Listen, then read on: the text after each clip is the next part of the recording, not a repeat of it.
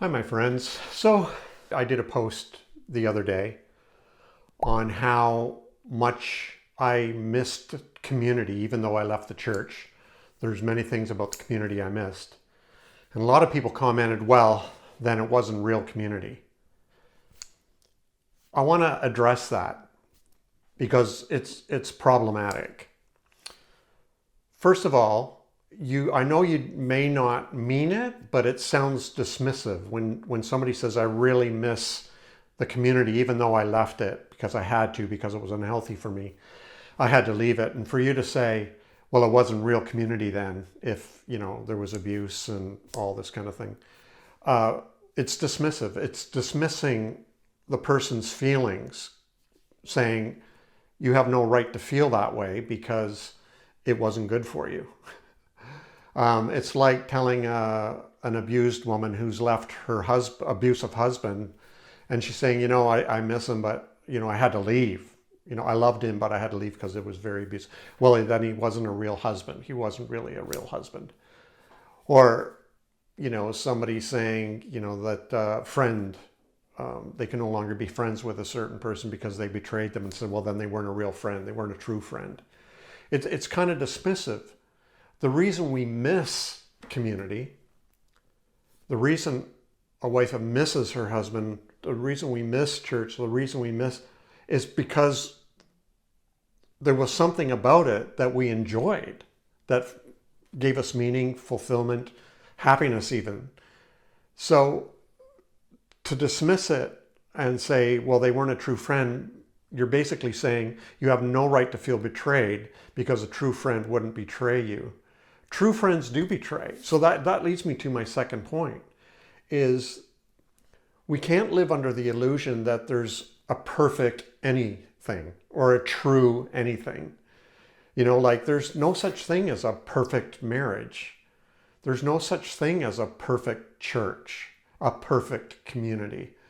And so all communities, all churches, all marriages, all friendships are on the spectrum of either being 100% perfect or 100% terrible, toxic or healthy, dysfunctional or functional. And they're somewhere in there, and not all the time at one place.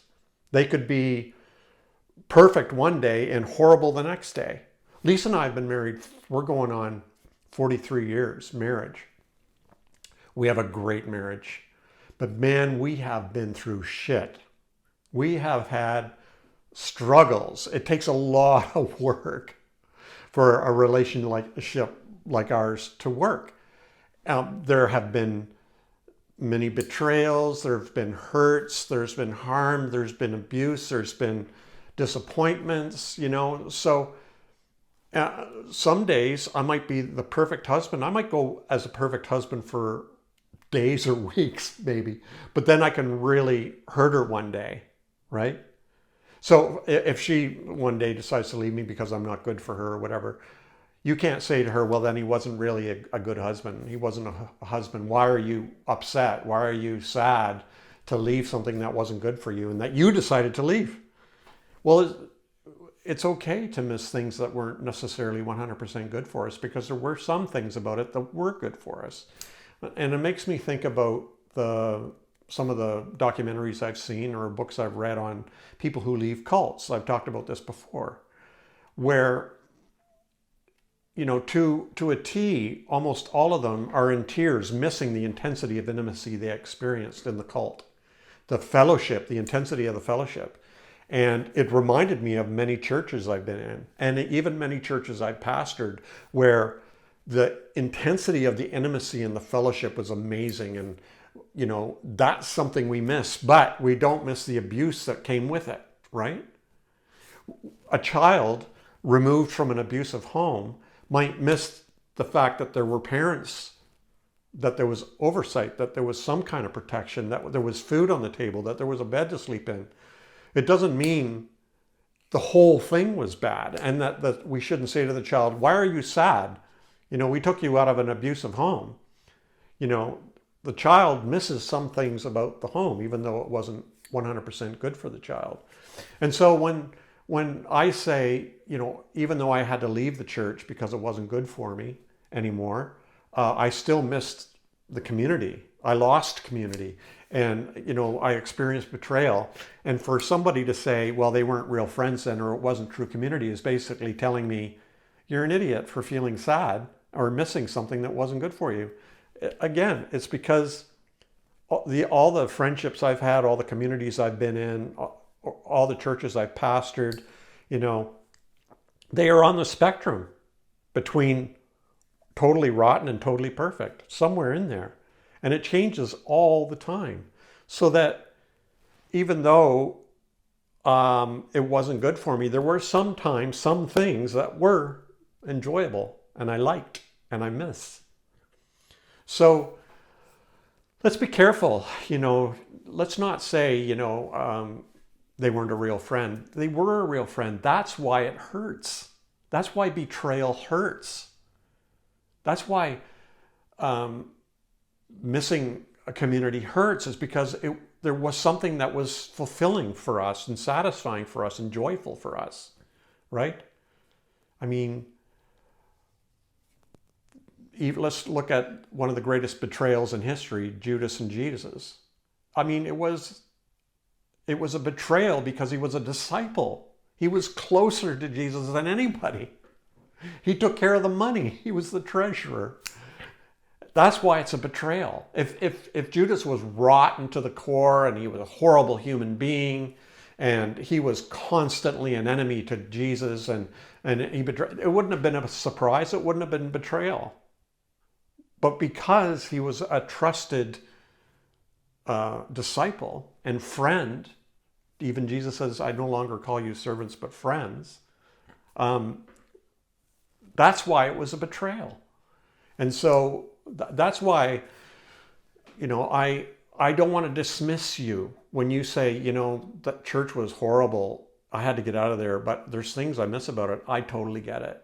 Or if you've left a toxic relationship and you say it was so abusive, I had to get out of there, but there's things I miss and I still love that person. I totally get it. I totally understand. And it's the same with communities, the same with churches. Even though that it can be abusive and toxic, sometimes high, sometimes low, it's okay. It's okay to miss things about that, even though generally overall it was not good for us and we eventually had to leave. So let's not dismiss people's feelings. If people are feeling betrayed, if people are feeling like they're missing something, if people are like even theology, let's say, I really miss the comfort the Bible brought me, let's say.